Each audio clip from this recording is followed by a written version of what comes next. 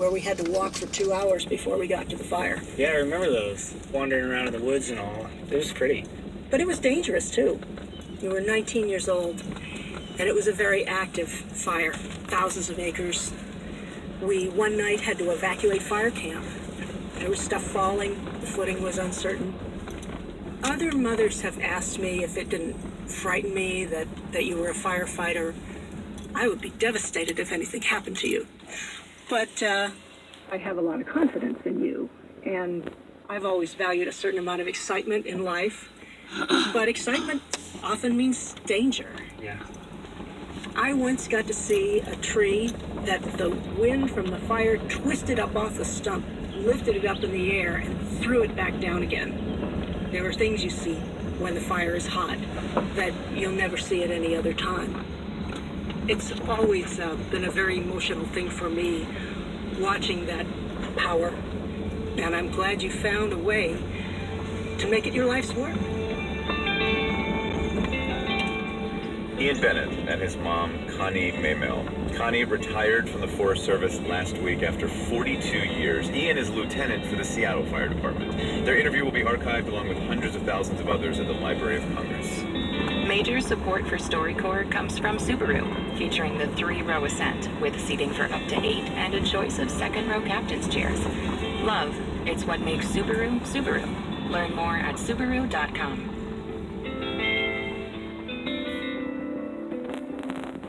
This is NPR News.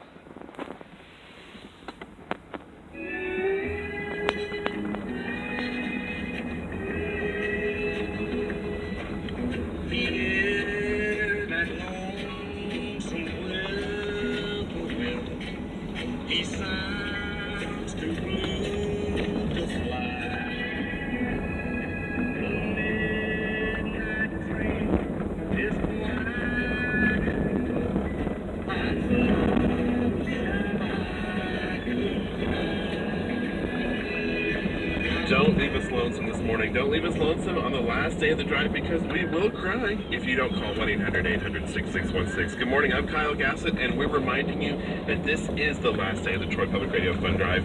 But it's great right now to call in, because if you have waited to this last day, this 7 a.m. hour, you call 1-800-800-6616 and say, match me. Your pledge of support is going to go that much further, because Bill and Joan Mitchell are challenging folks this morning, and Emily, people are taking advantage of that. They are, and it's so easy to do. All you do is make your regular gift, but say, match me when you call in 800-800-6616, or when you're online at troypublicradio.org, you're filling out your form, and in the comments, you can tell us whatever it is you think about Troy Public Radio, what your favorite shows are, when you love to listen.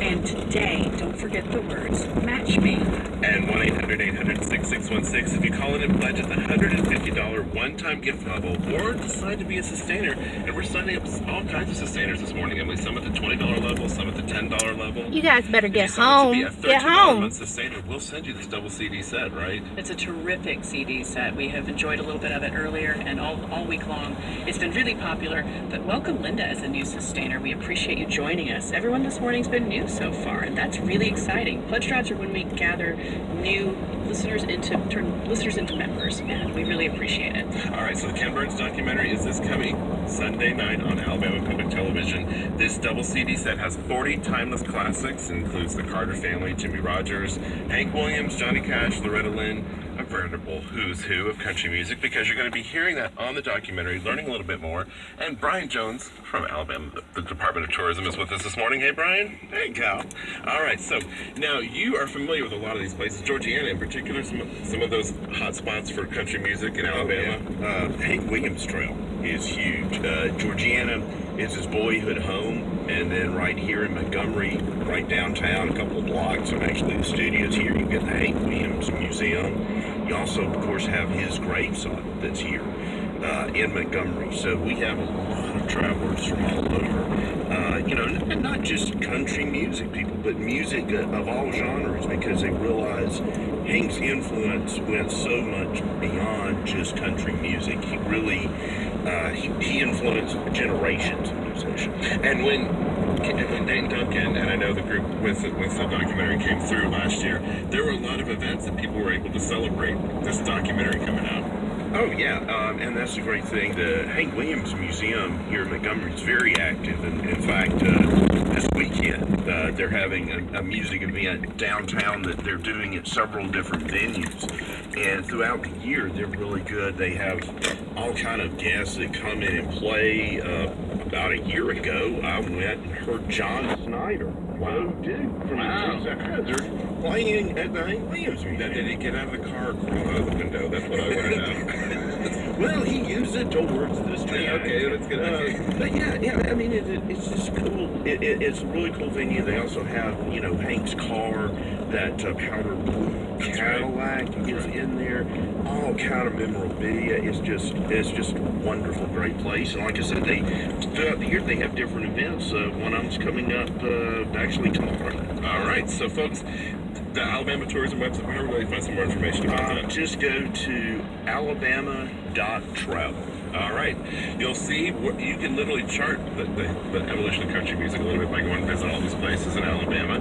You can also take your CD with you, this double CD set. After you've watched the documentary, you're going to want to relive the music that you've heard. So call 1-800-800-6616 and say, Brian, match me. There you go. Wow. I love that in my headphones as well. 1-800-800-6616 and give at the $150 one-time gift level, or become a $13 monthly sustainer of Troy Public Radio. Or, Emily, the sustainer program is so popular, we have hundreds of people that are signed up for this. Some people can actually just increase what they're doing. That's absolutely right. If you're already a sustainer and you love how that works for you, but you want another premium, you want to add on a little bit more to get to that CD or that mug or that tote. If you want to bump up what you're doing a little bit, let us know, and we will process that. We really appreciate those increased supporters as well. We got to match me in. We have Sherry Weir. Thank you for becoming yet another new supporter of Troy Public Radio today. All right, the last day the phones are ringing. Do not be left out. Do not be one of the people who did not call 1-800-800-6616. Went online to troypublicradio.org and said, match me. Said, match me. I can't take that away from Brian. So you got to do that stuff because we still have some left in that challenge that we need to get to. 1-800-800-6616. From NPR News, I'm David Green in Culver City, California. And I'm Steve Inskeep in Washington. President Trump's administration argues that a move to block many asylum seekers could actually help some.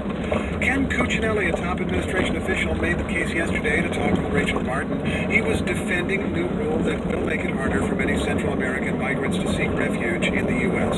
I'd point to the crisis at the border, plus our 330,000 asylum case backlog, which we're desperately trying to attack and get down. That alone is a reason for this. Well, what does this rule mean for an overloaded system? We've brought in Paul Grusendorf, who oversaw the processing of many asylum claims before he retired as a federal asylum officer this summer. Welcome to the studios. Thank you. I guess we have different asylum seekers. They're in different parts of the process, even different parts of the world. What does this rule mean for someone in Central America who is trying to come here to the United States? Well, it means, as it's intended actually, that virtually anyone who arrives at our southern border and asks for asylum will be barred from the U.S. asylum process. Oh, because they've been told you should have applied in Mexico or some other country first. That's right, the so-called third country transit. Now, that sounds bad for asylum seekers, but let's explore Ken Cuccinelli's case that it actually could be good for some of them. He says that ultimately only 10 to 15% of asylum claims that are made are, in the final analysis, found to be legitimate. Most of the people have to go back at some point. Is that correct? Well, he's referring to the credible fear standard, which, of course,